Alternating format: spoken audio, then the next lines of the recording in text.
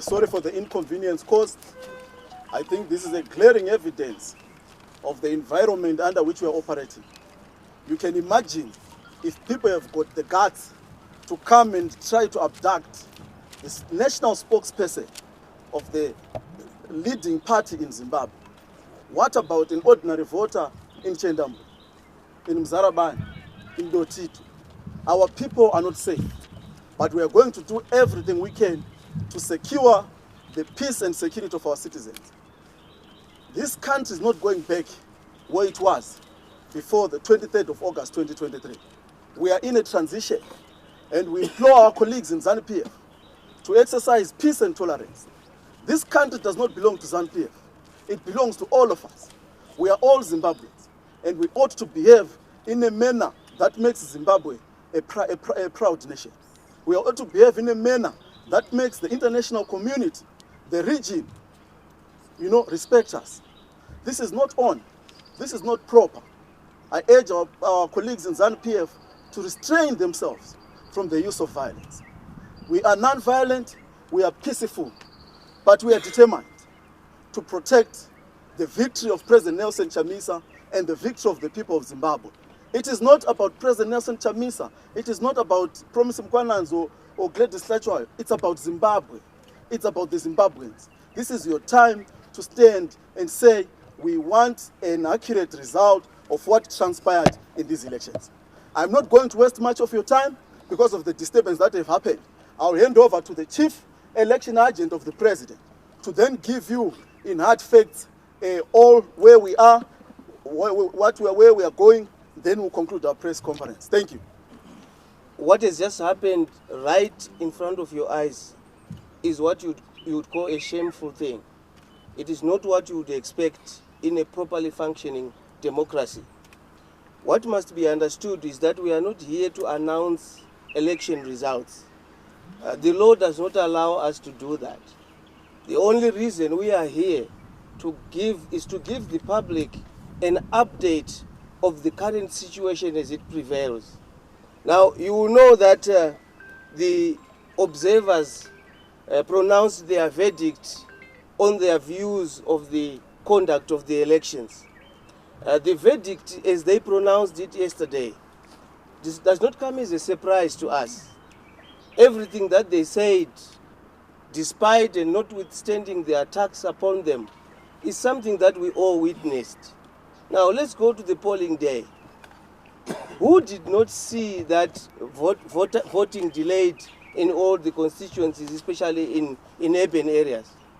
Who did not witness fast exit poll desks at most of the polling stations, especially in the rural areas? Who did not witness the fact that at polling stations, some of them, as alluded to in the observer mission statements, there were no voters' rolls? Who did not witness the fact that at polling stations, ballot papers ran out during voting time? All that was unfolding right in front of the public. So, the verdict that was pronounced is something that did not come as a surprise to anybody. The world was watching, Zimbabweans were watching, even those who were complaining and getting angry on behalf of the state were watching. So what we come here to do is not really to go back to what has happened.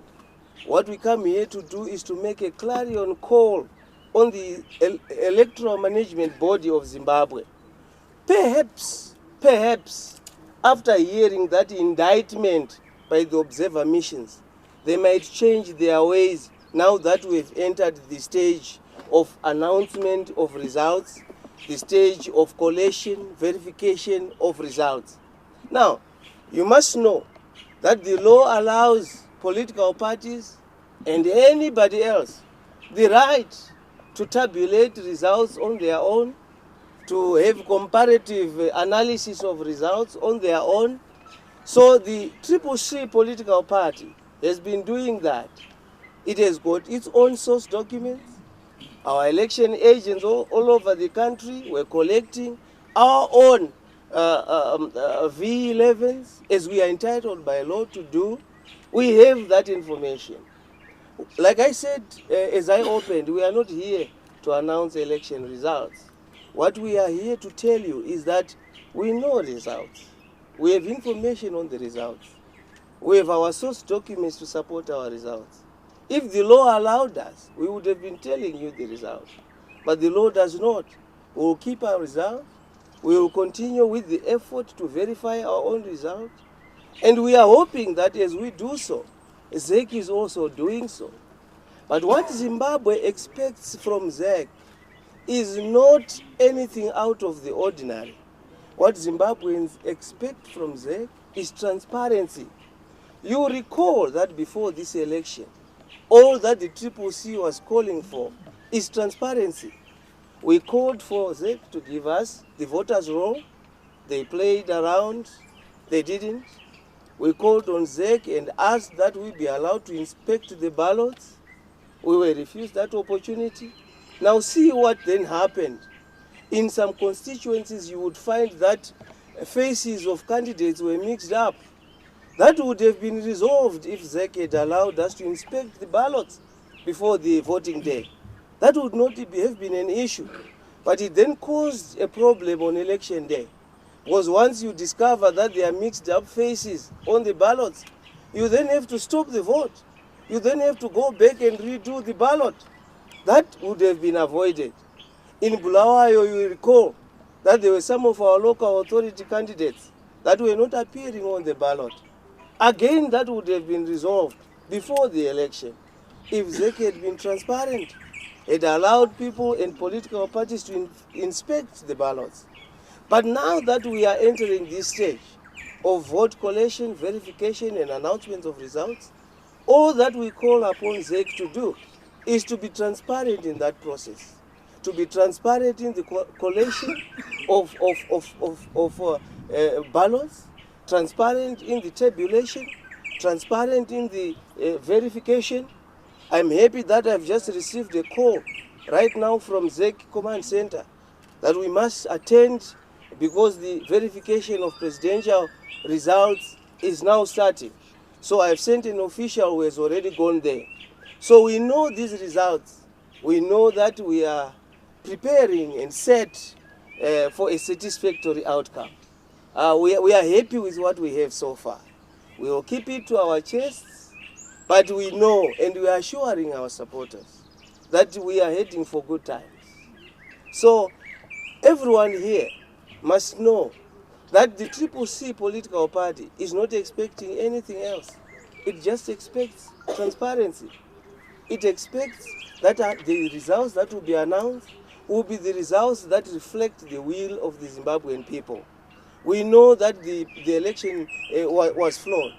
You heard for yourselves.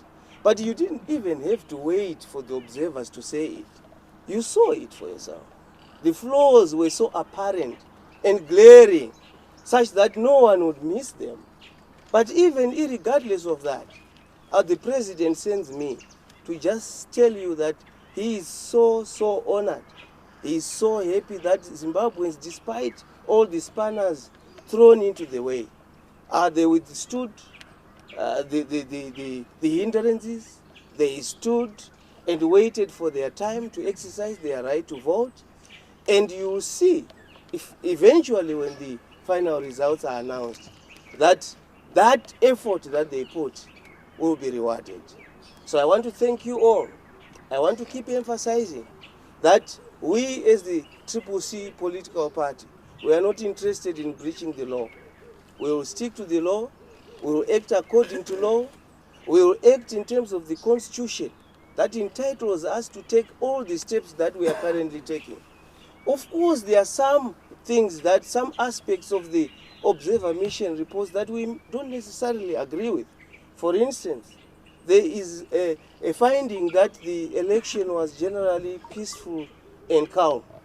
But in our view, that is not the case. You saw that Chitsunge was murdered. You saw that Tongai Jake's house was petrol bombed. You saw a lot that has been happening. The assault on Honorable Gueru, the visuals that you continue to receive of people being attacked, blood-stained. So we are not really happy and excited about that indictment on the election. In our view, the observers may have missed that. We forgive them because they came here for a very brief and restricted time. They may have missed some of these things. They may have missed some of these occurrences, especially in the deep areas of the country. But what we can tell you is that generally, the observer mission statement captures and resonates with what was transpiring on the ground. But we are still grateful that Zimbabweans have soldiered on. I know that people are anxious about results. They are anxious, they are waiting. People who stood in queues for long hours, old ladies, stood in long queues. They did not go home. They refused to give up. They refused to throw in the towel. Those people, we cannot disrespect what they did. We have to be respectful to the laws of the country, but we have to be respectful to what Zimbabweans did on the voting day. I want to thank you so much, for members of the media, for standing with us. You saw this occurrence. If it was not for you, things would have gotten worse. So thank you so much for that effort. We truly, truly appreciate it. And the president sends his gratitude to everyone, every Zimbabwean. You saw that there were those who were getting angry about the reports of the observers. But clearly, the issue is not about attacking individuals and personalities. The issue is to speak to the substance of the reports. What did the reports say? Did you want them to lie about what they saw in the country? Or you wanted them to tell the truth? We believe they told the truth. Some may disagree with us, they are right to do so.